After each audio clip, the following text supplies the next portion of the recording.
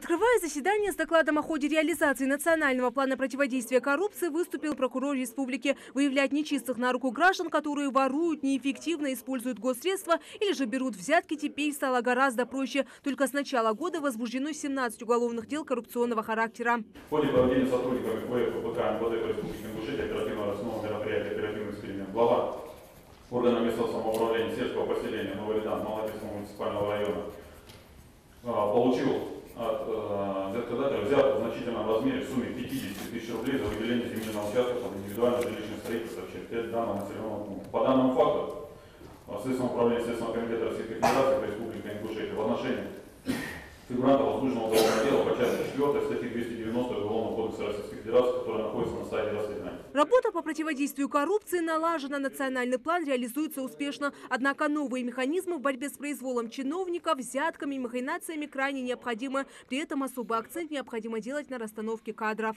Глава региона отметил, первые шаги в этом направлении уже сделаны. Ярким примером тому послужил открытый конкурс на замещение вакантных должностей директоров школ, который состоялся в конце прошлого месяца. Для прозрачности процедуры собеседования в течение нескольких часов транслировали в прямом эфире национальной телерадиокомпании. Юнусбек Евкуров считает необходимым ввести подобную практику во всех министерствах и ведомствах. Одно дело, когда человек назначен на должность и забыть про него.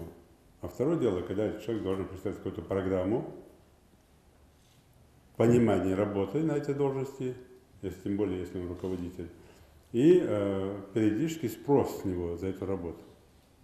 То есть, что он должен делать к утру, к исходу дня, к понедельнику. Иногда бывает так, что человека назначили, приходишь туда там, через месяц, через два, через три. Вот какие были недостатки при предыдущем, такие же недостатки остались. И я уверен, что тот человек, который там на должность становится без коррупционных связей, у него больше мотивации работать на результат. Коррупция серьезно затрудняет нормальную работу, подрывает доверие к государственным институтам власти. Поэтому все силы нужно бросить на то, чтобы сформировать у общества негативное отношение к ней. Для этого очень важно проводить регулярную работу на местах. Так, в Малгобекском районе предпринят ряд мер в этом направлении. Сведения о доходах и расходах публикуются на официальном сайте районной администрации. Распространяется социальная реклама и баннеры. Действует ящик доверия. В целях совершенствования системы противодействия коррупции в Малгобекском муниципальном районе вносятся изменения в муниципальные правовые акты администрации района. Координация подготовки проектов правовых актов администрации района, изменения в эти акты осуществляет Совет по противодействию коррупции, образованный в целях организации противодействия коррупции на территории нашего района.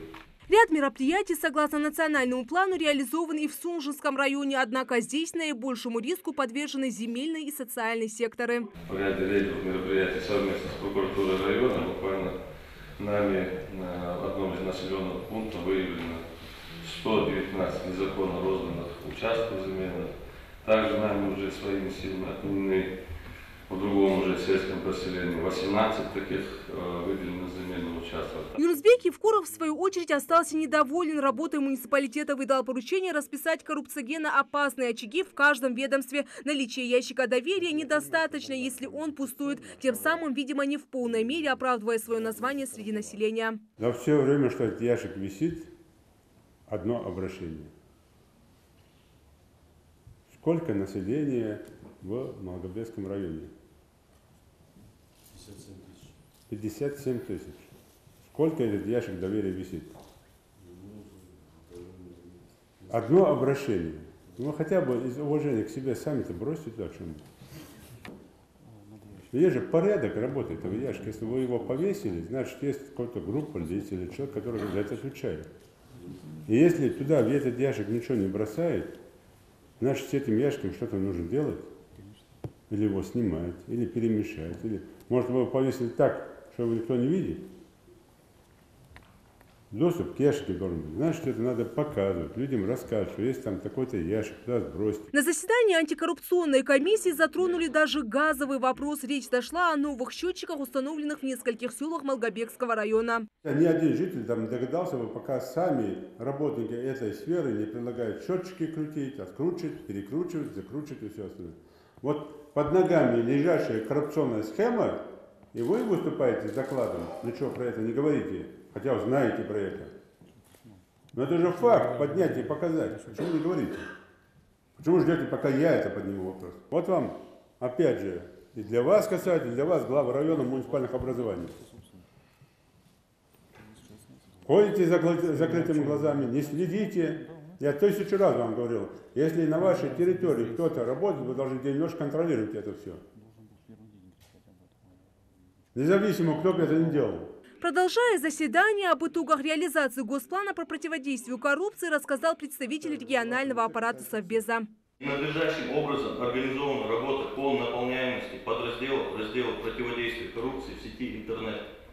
Части освещения деятельности комиссии. Так не размещены сведения о составе комиссии, положении комиссии, планируем проведение заседаний комиссии, то есть анонс, повестка, состоявшемся заседании комиссии, принятых решениях по результатам, порядке подачи заявлений для рассмотрения на комиссии. Наглядно эти пробелы видны на примере сайтов администрации Назрановского района, Малгобекского, Сунжинского.